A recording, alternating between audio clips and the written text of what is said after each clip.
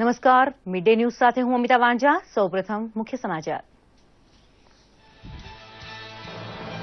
સૌની યોજના થકી સૌરાષ્ટ્રના ખેડૂતો સુખી અને સમૃદ્ધ થાય તેવો સંકલ્પ વ્યક્ત કરતા મુખ્યમંત્રી વિજયભાઈ રૂપાણી ચણાકા ખાતે વિવિધ વિકાસ કામોના ખાતમુહૂર્ત અને વિકાસ કામોના લોકાર્પણ। અગાઉ માલધારી સમાજની કાયાપલટનું વચન આપ્યું મુખ્યમંત્રીએ। રાષ્ટ્રની 70 કરોડથી વધુ યુવા શક્તિને શિક્ષિત અને કૌશલ્યવાન બનાવી વિશ્વ સામેના પડકારો ઝીલવા સક્ષમ બનાવવાનું પ્રધાનમંત્રીનું સપનું પૂરું કરવાનું બીડું ઝડપ્યું છે ગુજરાતે। ભારતના માનવ સંપદા વિકાસ મંત્રી પ્રકાશ જાવડેકર અને મુખ્યમંત્રી વિજય રૂપાણી વડોદરાના આત્મીય યુવા મહોત્સવમાં ઉપસ્થિત। રાજ્ય સરકારના કૃષિ મહોત્સવના આયોજનને કારણે ખેડૂતોની આવક બમણી થાય તેવી આશા વ્યક્ત કરતા મંત્રી નાનુભાઈ વાનાણી ગોધરામાં યોજાયેલ કૃષિ મહોત્સવમાં 20,000 ખેડૂતોએ મેળવ્યું માર્કેટિંગ અને વેલ્યુ એડિશન થીમ આધારિત માર્ગદર્શન।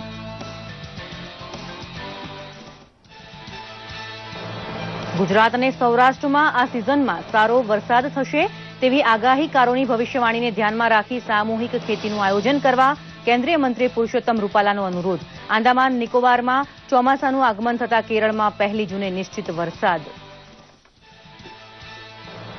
વિદેશોમાં થયેલા સાયબર હુમલાને ધ્યાનમાં રાખી પ્રધાનમંત્રી મોદીના ડિજિટલ ઇન્ડિયા કાર્યક્રમ હેઠળ ગુજરાતમાં પોતાના નાગરિકોને સાયબર સુરક્ષા પૂરી પાડવાનો પ્રોજેક્ટ ગાંધીનગરની સેન્ટ્રલ ફોરેન્સિક સાયન્સ યુનિવર્સિટી દ્વારા તૈયાર। સાયબર હુમલાને ખાળવાના ઉપાયો બતાવનાર નિષ્ણાંતો તૈયાર કરે છે આ યુનિવર્સિટી। કમ્પ્યુટર વાયરસ રેન્સોમવેરથી ડિજિટલ દુનિયામાં આંચકો। યુરોપ તથા અમેરિકાની 1 લાખથી વધુ કંપનીઓના કમ્પ્યુટર્સ પર વાયરસનો કહેર વર્તાતા વૈશ્વિક કારોબાર ઠપ।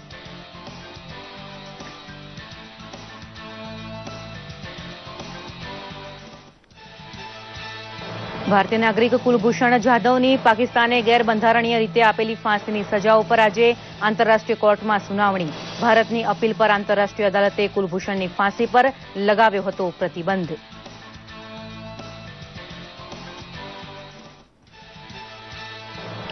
અને પ્રધાનમંત્રી નરેન્દ્ર મોદી નર્મદા નદીના સંરક્ષણ માટે મધ્યપ્રદેશના અમરકંટકમાં અત્યાર સુધીના સૌથી મોટા જન આંદોલન નર્મદા સેવા મિશનની કરશે શરૂઆત। 100 દિવસની નર્મદા યાત્રાનું પણ આજે કરશે સમાપન। જોઈએ સમાચાર વિગતવાર। પ્રધાનમંત્રી નરેન્દ્ર મોદી આજે અમરકંટકમાં નમામી દેવી નર્મદે સેવા યાત્રાનું સમાપન કરશે, સાથે જ નવા સેવા કાર્યોનો શુભારંભ કરશે।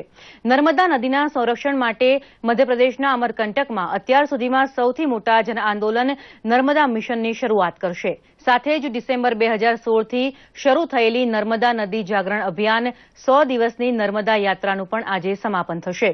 પ્રધાનમંત્રી નરેન્દ્ર મોદી આજે મધ્યપ્રદેશમાં નર્મદા નદીના સંરક્ષણ માટે ઉઠાવવામાં આવનાર પગલાઓનો રોડમેપ પ્રસ્તુત કરશે। આ અભિયાનને આધ્યાત્મિક ગુરુ દલાઈ લામા, પ્રસિદ્ધ જળ સંરક્ષણ વ્યક્તિ રાજેન્દ્ર સિંઘ સહિતના અન્ય મહાનુભાવોનું સમર્થન મળ્યું હતું। આ યોજના હેઠળ મધ્યપ્રદેશમાં સુએજ ટ્રીટમેન્ટ પ્લાન્ટ બનાવવામાં આવશે। નર્મદા નદીના તટ પર 2 જુલાઈ સુધીમાં 5.5 કરોડથી વધુ રકમનું વૃક્ષારોપણ પણ કરવામાં આવશે। ભારતીય નાગરિક કુલભૂષણ જાધવની ગેરબંધારણીય રીતે પાકિસ્તાન દ્વારા ધરપકડ કરવામાં આવી છે અને પુરાવાઓ રજૂ કરાયા વિના જ ફાંસીની સજા ફટકારી દેવામાં આવી છે, જેનો વિરોધ નોંધાવી ભારતે આંતરરાષ્ટ્રીય ન્યાયિક અદાલતમાં અપીલ કરી છે। આ બાબતની સુનાવણી શરૂ થઈ ગઈ છે। જો કે ભારતની અપીલ બાદ આંતરરાષ્ટ્રીય ન્યાયિક અદાલતે તાત્કાલિક અસરથી કુલભૂષણની ફાંસી ઉપર રોક લગાવી દીધી છે। ઉલ્લેખનીય છે કે વર્ષ 1901 બાદ આ વર્ષે વર્ષ 2017માં ભારતે આંતરરાષ્ટ્રીય ન્યાયિક અદાલતને અપીલ કરી છે। આંતરરાષ્ટ્રીય ન્યાયિક અદાલતમાં ભારત તથા પાકિસ્તાન બંને પોતપોતાની રીતે દલીલો રજૂ કરી રહ્યા છે। આમ આદમી પાર્ટીના સસ્પેન્ડ મંત્રી કપિલ મિશ્રાએ આમ આદમી પાર્ટીમાં ચાલી રહેલા ભ્રષ્ટાચારના પુરાવાઓ આપતા પર્દાફાશ કર્યો છે। તેમણે આરોપ મૂકતા જણાવ્યું હતું કે દિલ્હીના મુખ્યમંત્રી અરવિંદ કેજરીવાલે બનાવટી કંપનીઓની સ્થાપના કરીને નાણાં ઉભા કર્યા છે। તેમણે એક પ્રેસ કોન્ફરન્સને સંબોધતા પાર્ટીના નાણાંના હિસાબના ગોટાળાઓના પુરાવાઓ આપ્યા હતા। કેજરીવાલ વિરુદ્ધ સીબીઆઈમાં આજે કપિલ મિશ્રા એફઆઈઆર દાખલ કરવાના છે। મોહલ્લા ક્લિનિકના નામે પણ એક મોટું કૌભાંડ જ આચરવામાં આવ્યું છે।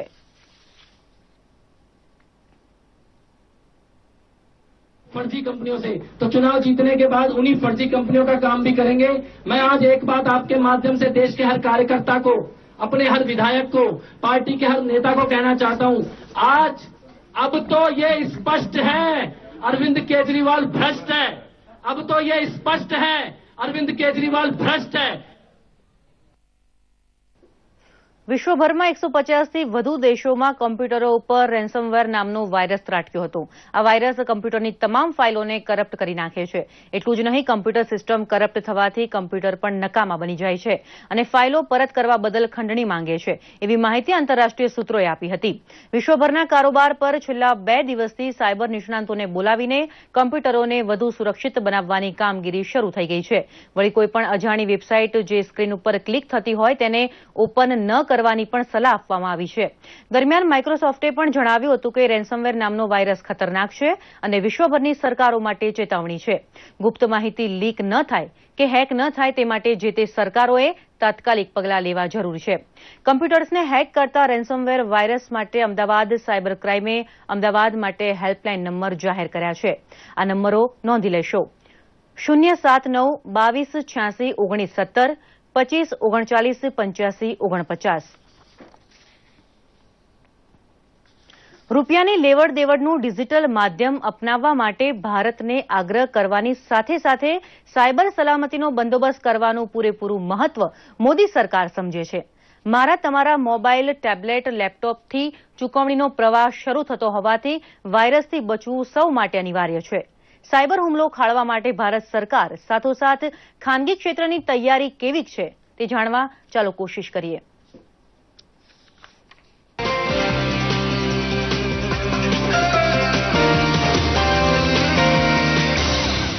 લેસ કેશ અર્થતંત્ર બનવા જઈ રહેલા ભારતમાં મોબાઈલ, ટેબ્લેટ, લેપટોપ અને ડેસ્કટોપ વડે નેટ બેન્કિંગનો રિવાજ શરૂ થઈ જતા ખિસ્સામાં રાખવાના પાકીટનું સ્થાન ઈ વોલેટે લઈ લીધું છે.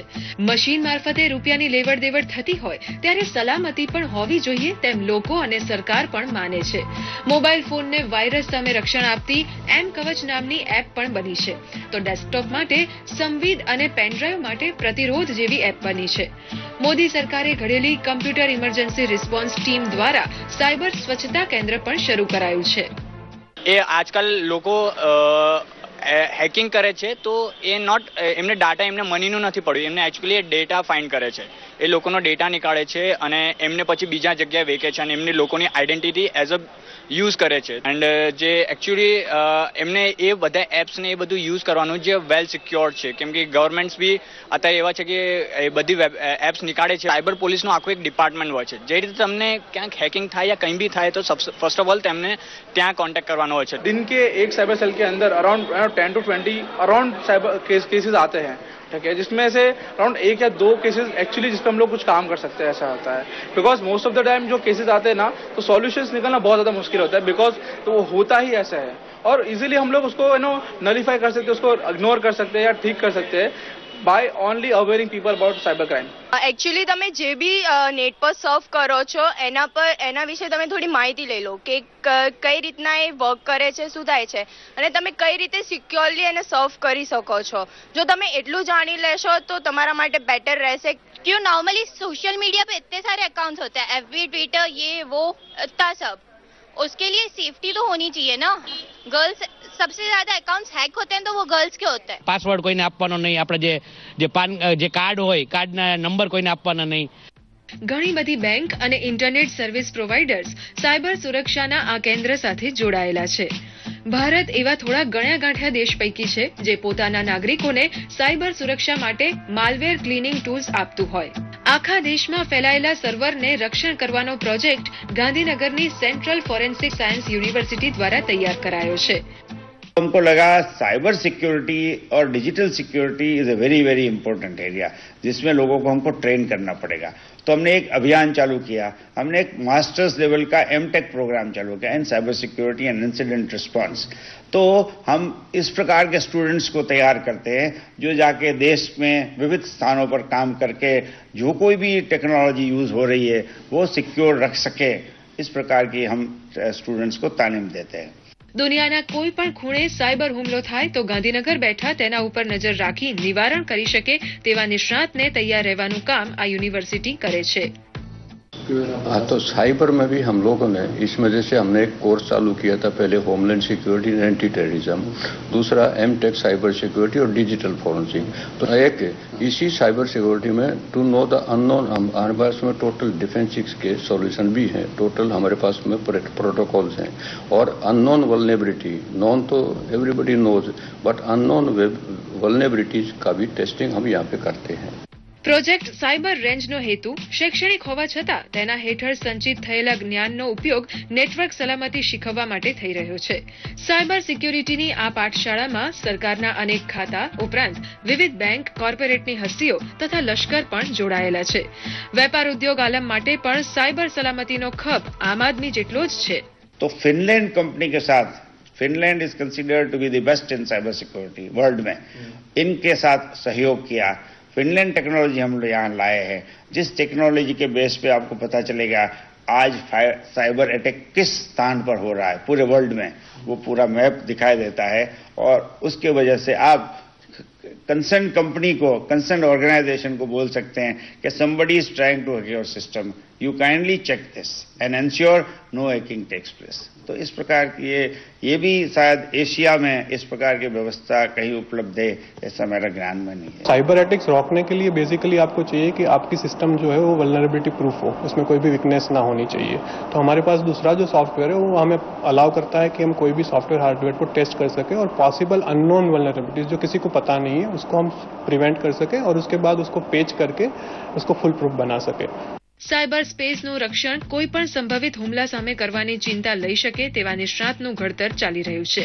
પોતાના નાગરિકોને સલામત ડિજિટલ પ્લેટફોર્મ આપવાનું કામ નવા ભારતનો ખ્યાલ સાર્થક કરશે, કારણ કે દર 4 પૈકી 1 નાગરિક ડિજિટલ સાક્ષરતા ધરાવે છે અને દેશમાં 30 કરોડ સ્માર્ટફોન વપરાશ હેઠળ છે અને તેમાં 10 કરોડનો ઉમેરો આવતા 2 વર્ષમાં થવાનો છે અને સરવાળે 2020 સુધીમાં સ્માર્ટફોન વપરાશકારની સંખ્યા 90 કરોડને આંબી જશે।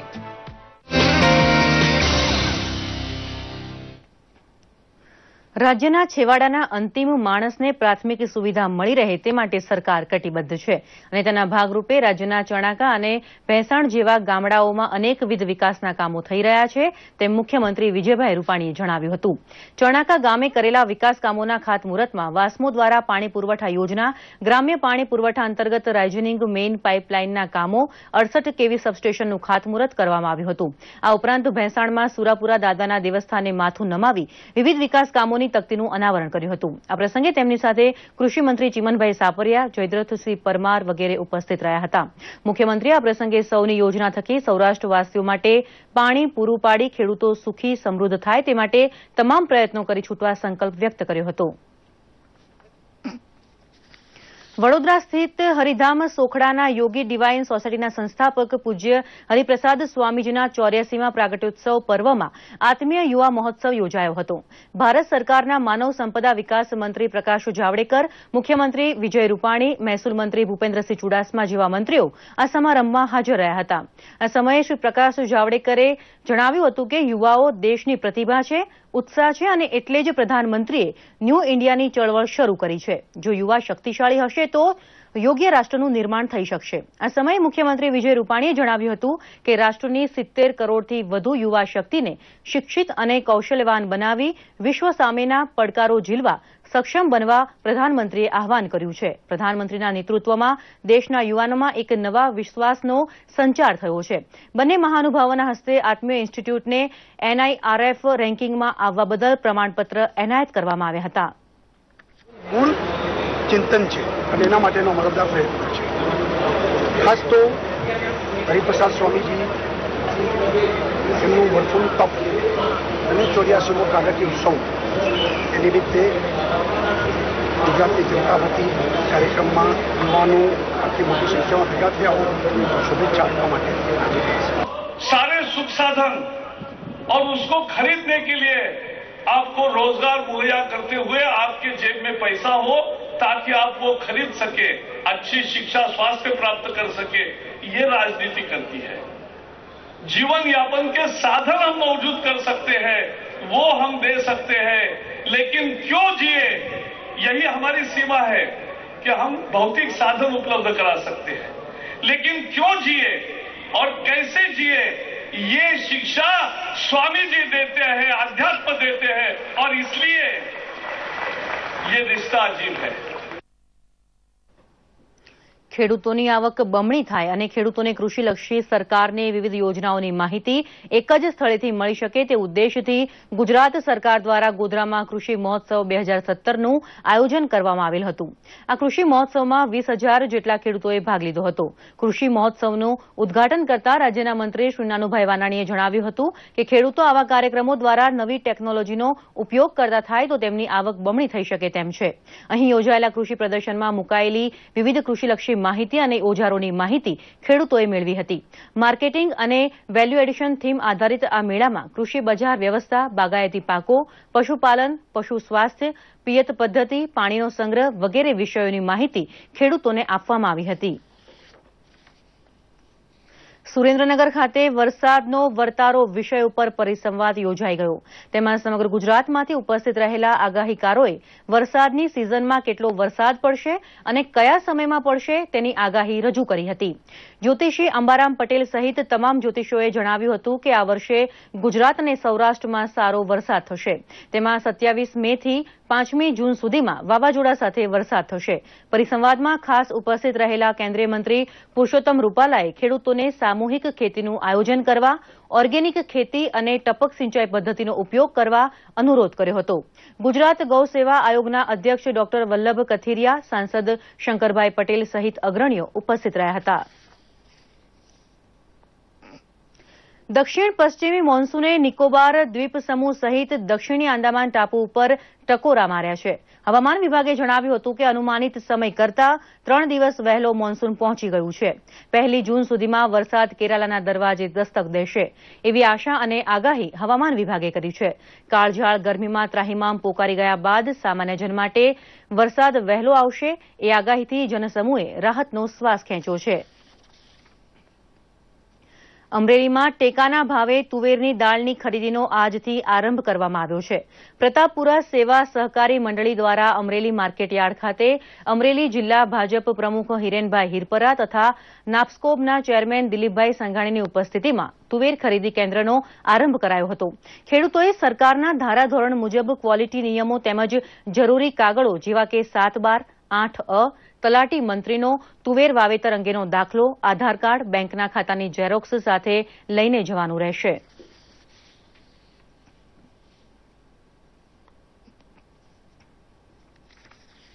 કરીને ખેડૂતોને વ્યાજબી ભાવ મળી રહે તેના માટેની જવાબદારી સોંપી અને રાજ્ય સરકાર મારફત રાજ્યમાં વિવિધ સહકારી સંસ્થાઓ દ્વારા આ ખરીદી શરૂ થઈ. અમરેલીમાં પ્રતાપપુરા સહકારી મંડળીના પ્રમુખ અને અમૂલ ડેરીના ચેરમેન સચિનભાઈ સાવલિયાના નેતૃત્વમાં આજે જે સરકારી સંસ્થાઓ ચાલે તેના માધ્યમથી આજે અમરેલી માર્કેટયાર્ડમાં તુવેર દાળની ખરીદી શરૂ કરવામાં આવી. શેરડી એ દક્ષિણ ગુજરાતનો મહત્વનો રોકડિયો પાક છે, જે માટે યોજાયેલા પરિસંવાદમાં ઉચ્ચ બિયારણ અને માવજત સાથે આધુનિક ઢબે ખેતી ઉપર ભાર મૂકવામાં આવ્યો છે. જોઈએ એક રિપોર્ટ. ગુજરાત રાજ્ય સહકારી ખાંડ ઉદ્યોગ સંઘ લિમિટેડ ગાંધીનગર આયોજિત નવસારી કૃષિ યુનિવર્સિટી ખાતે જિલ્લા પ્રભારી અને રાજ્ય સહકારી મંત્રી ઈશ્વરસિંહ પટેલની ઉપસ્થિતિમાં શેરડી પાક અંગે પરિસંવાદ યોજાયો હતો.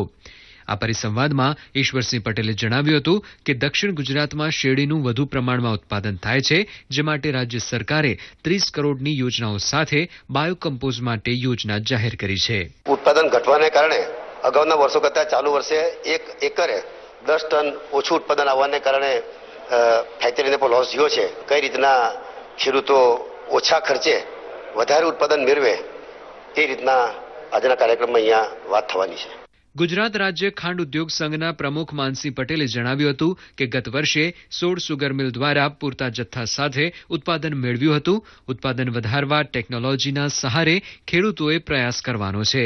સુગર ફેક્ટરીઓને આર્થિક જાગૃતિ, ટપક સિંચાઈ, વર્મી કમ્પોઝ માટે સરકારે મદદ કરી છે.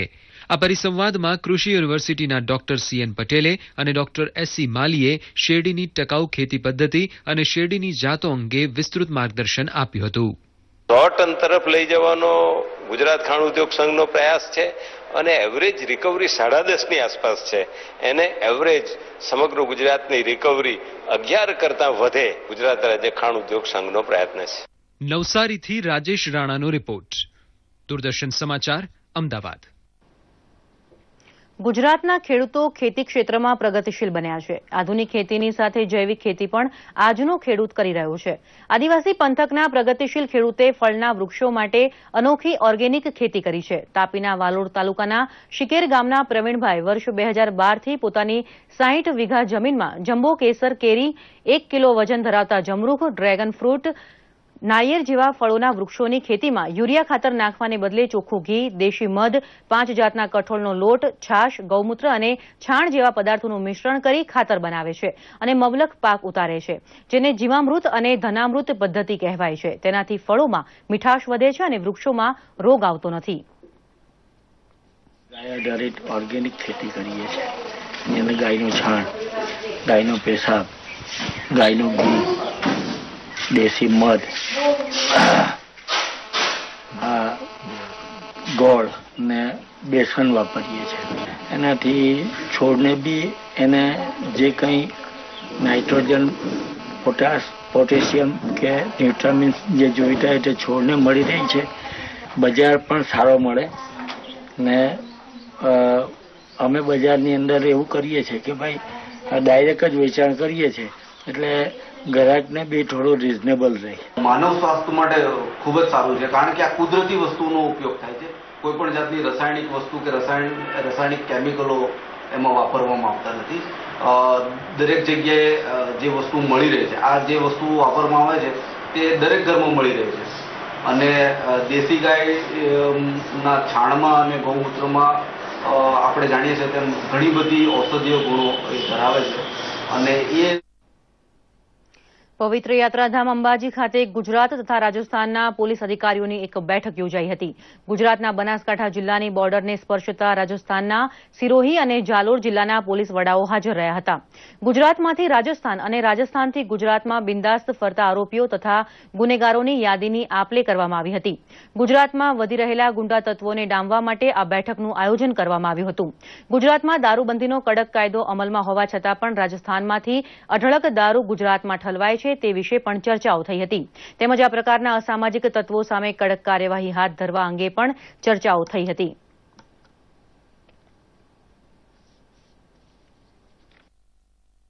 જે નાકાબંધી પોઈન્ટો છે એની ચર્ચા કરવામાં આવી અને કોઈ ગેરકાયદેસર પદાર્થ કે દારૂ કે અસામાજિક પ્રવૃત્તિ કે એવી કોઈ જે છે હેરફેર ના થાય અને જે ગુનેગારો છે એ બીજી જગ્યાના સંતાય એના માટે જે પોલીસ છે એ अलर्ट થાય અને એના નામ અને डिटेलની चर्चा કરવામાં આવી. बेसिकली जो बॉर्डर की जो हमारी जो आउटपोस्ट है, चाहे वो गुजरात सीमा की हो चाहे राजस्थान सीमा की हो, उनको और अधिक स्ट्रेंथन करने की आवश्यकता है, तो उनको हम और अधिक स्ट्रेंथन करेंगे.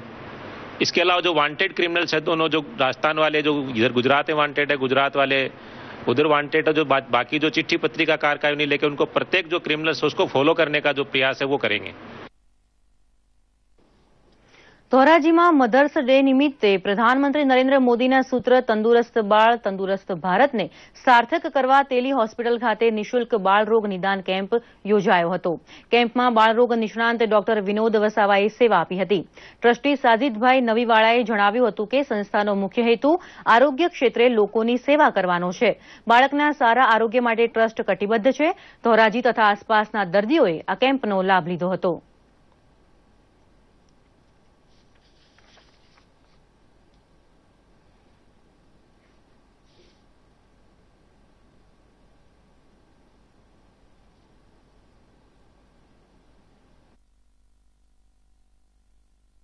બાળકો માટેનું ફ્રી નિદાન કેમ્પ રાખેલું છે, જેમાં આપણે ભારતના પ્રાઇમ મિનિસ્ટર શ્રી નરેન્દ્રભાઈ મોદી એમનો જે સૂત્ર છે તંદુરસ્ત બાળ તંદુરસ્ત ભારત, એ સૂત્રને સાર્થક કરવા માટે આપણે બાળકોને ફ્રીમાં કોઈ બી જાત લીધા વગર બધી સુવિધાઓ આપવામાં આવે છે આજનો દિવસ માટે. આજે બીજું એક આપણે પ્રસંગ ઉજવીએ છીએ મધર્સ ડે, જેની અંદરમાં જે માતા હોય છે એમનું પહેલું જે એમનું બાળક હોય છે એના બાળક નિરોગી રહે એના માટેની આપણે સંકલ્પ કરીએ છીએ કે બાળકને કોઈ જાતનો નિરોગ ન થાય અને એને જે બી વેક્સિન્સ કે જે બી દવાઓ આપવાની હોય એ આપણે વિનામૂલ્યે આપીએ છીએ. બાળકોનું કેમ્પ રાખેલ છે, એમાં બી બાળકોની સારવાર લીધેલ છે પ્રધાનમંત્રી નરેન્દ્ર મોદીના સપનો સાકાર કરવા માટે. કચ્છના ભચાઉ તાલુકાના નંદગામ નજીક ઓસવાલ પ્લાસ્ટિક પેકેજિંગ કંપનીમાં કેમિકલથી ભરેલી ટેન્કરમાં અચાનક શોર્ટ સર્કિટ થતા આગ લાગી હતી. વધુમાં કેમિકલથી લાગેલી આગે પ્લાસ્ટિકના રોલ્સને ઝપેટમાં લેતા આગ બેકાબુ બની હતી. યુનિટ તથા માલસામાન પણ બળીને ખાક થઈ ગયો હતો. આગને કાબૂમાં લેતા ફાયર બ્રિગેડના અધિકારીઓને પણ ભારે જહેમત ઉઠાવવી પડી હતી. કંપનીમાં કામ કરી રહેલા કામદારો તથા કર્મચારીઓને સલામત રીતે બહાર ખસેડ્યા હતા. ત્યારબાદ આગને બુઝાવવાની કામગીરી હાથમાં લીધી હતી. આગને કાબૂમાં લાવવા માટે અંજાર, કંડલા, ભચાઉ, ગાંધીધામ સહિત અન્ય ઔદ્યોગિક એકમોના 17 ફાઇટર 13 વોટર ટેન્કરનો ઉપયોગ કરવામાં આવ્યો હતો. આગ બુઝાવવાની પ્રક્રિયા દરમિયાન ફાયર વિભાગના એક કર્મચારી ઇજાગ્રસ્ત થયા હતા, જોકે તેમને તાત્કાલિક સારવાર માટે ખસેડાયા હતા. બોઇલરના યુનિટ જે પેટ્રોલિયમ સ્ટોરેજ વિભાગો છે એને કુલિંગ કરવાની પ્રોસિજર અત્યારે કરી રહ્યા છે અને બીજું કે જે પુરવઠો બળી રહ્યો છે એને પણ એક્સટિંગ્વિશ એટલે કે બુઝાવવાની કામગીરી દરેક ટીમ પોતાની જવાબદારી લઈ અને દરેક ટીમને પોતાનું લોકેશન સાઇડ વાઇઝ અમે આપી દીધા છે. એના ઉપર કામ કરી રહી છે અને જે કંપનીના માલિકો દ્વારા બેસ્ટમાં બેસ્ટ રીતે અમને વોટર લોરીઓ એટલે પાણીના ટેન્કર દ્વારા પાણી પૂરું પાડવામાં આવે છે અને ફાયર બ્રિગેડના જે જવાનો છે એ કન્ટિન્યુ વોટર સક્શન કરી અને આગ બુઝાવવાની કામગીરી કરી રહ્યા છે.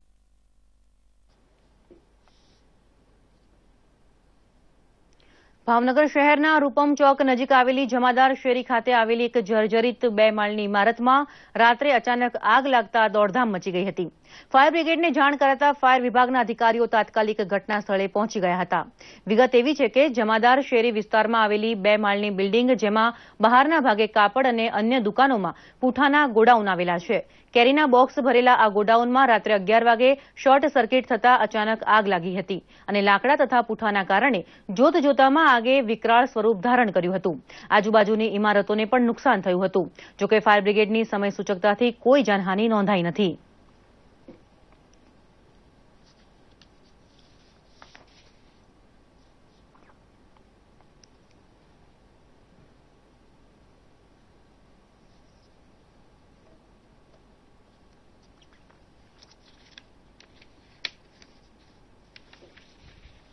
આજે સોશિયલ મીડિયામાં ક્રાંતિકારી સુખદેવજીની જયંતિ, રેલમંત્રીનું ટ્વીટ, સ્વચ્છતા હેલ્પલાઇન, માધુરી દીક્ષિતનો જન્મદિવસ અને સિમરન ફિલ્મનું ટીઝર ખૂબ ચર્ચામાં છે. જોઈએ સોશિયલ મીડિયાનો આ રિપોર્ટ.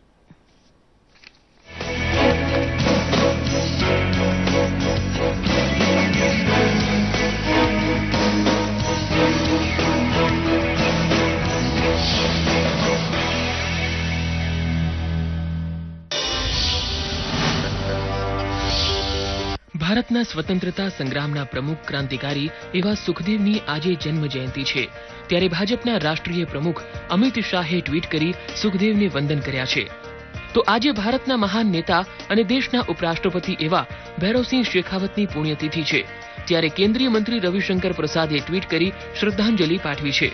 તો રેલમંત્રી સુરેશ પ્રભુ આવતીકાલે મહારાષ્ટ્રના અત્યાધુનિક અને ટેકનોલોજીથી સજ્જ કરાયેલા બોરીવલી રેલવે સ્ટેશનનું ઉદ્ઘાટન કરશે. રેલમંત્રીએ પશ્ચિમ રેલવેના ટ્વીટને રીટ્વીટ કર્યું છે. વડોદરામાં આવેલા કેન્દ્રીય મંત્રી પ્રકાશ જાવડેકરની મુલાકાત અંગે ડીડી ગિરનારે કરેલા ટ્વીટને વડોદરાના સાંસદ રંજનબેન ભટ્ટે લાઇક કર્યું છે. દેશભરમાં શરૂ કરાઈ સ્વચ્છતા હેલ્પલાઇન. ડિજિટલ ઇન્ડિયાના ટ્વિટર પેજ પર આ માહિતી પોસ્ટ કરવામાં આવી, જેમાં 1969 હેલ્પલાઇન નંબર જારી કરાયો છે, જેના પર સ્વચ્છતા મિશન અંગે કોઈ પણ સમસ્યાને રજૂ કરી શકાય છે. આજે ફિલ્મ અભિનેત્રી માધુરી દીક્ષિતનો જન્મદિવસ છે. 15 મે 1967ના રોજ મુંબઈમાં મરાઠી પરિવારમાં જન્મેલી માધુરી નાનપણથી ડોક્ટર બનવાનું સ્વપ્ન જોતી હતી.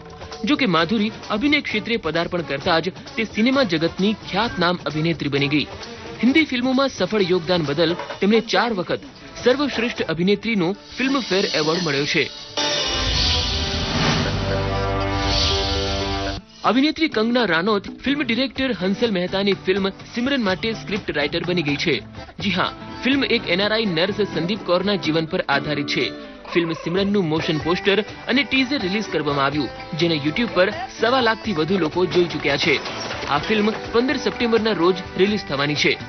સોશિયલ મીડિયા ડેસ્કથી પંકજ શર્માનો રિપોર્ટ, દૂરદર્શન સમાચાર, અમદાવાદ.